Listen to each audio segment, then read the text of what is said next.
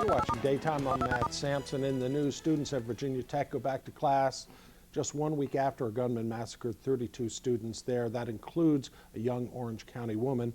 Well, the tragedy leaves many people trying to understand why and how this could happen. Many in the media are turning to mental health professionals to try to get the answers. One of those experts is Thomas McIntyre. He's a Westchester resident. He's a professor. He's also head of the graduate program in behavior disorders at Hunter College. Thanks very much for coming in.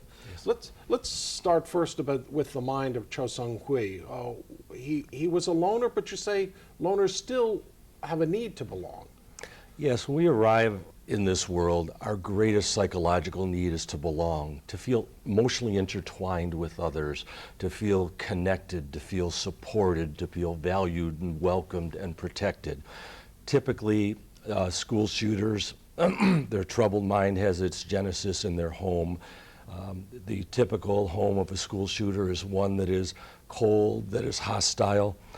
And these youngsters do not receive the warmth and the emotional incubator. When they come from these homes, they have a lack of a fully formed, positive moral code. They don't have the coping skills to deal with disappointment and stress. They don't have the social skills to reach out to others, to be a good friend. Well, let me ask you, if we knew somebody like Cho, and we spotted him as this kind of individual, what steps could we take to try to help him?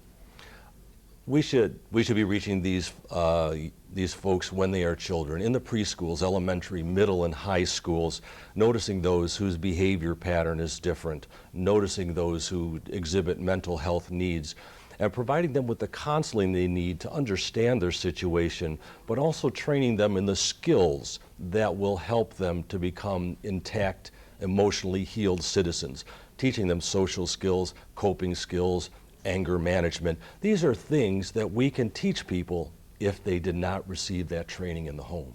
Now, I don't want you to blame anybody, but do you think, were there signs, or what would have been the signs probably to find somebody like Cho and intervene before this kind of thing can happen?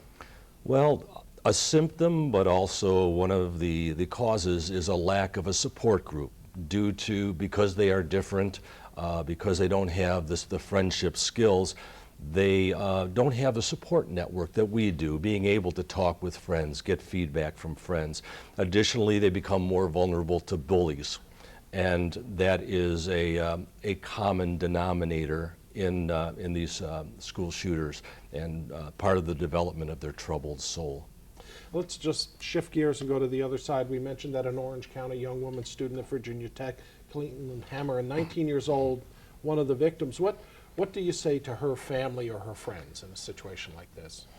I'm not sure I'm the person to speak to this, but my words are feeble. But I would say to them that you should be very proud that you created and nurtured a positive, well-adjusted child who went on to become a leader in our society.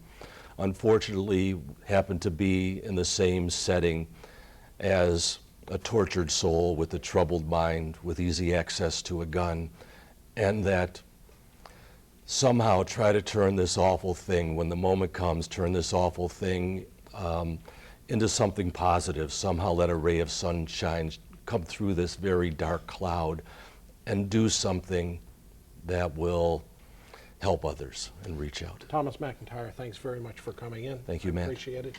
And folks, stay with us. Much more coming up here on Daytime.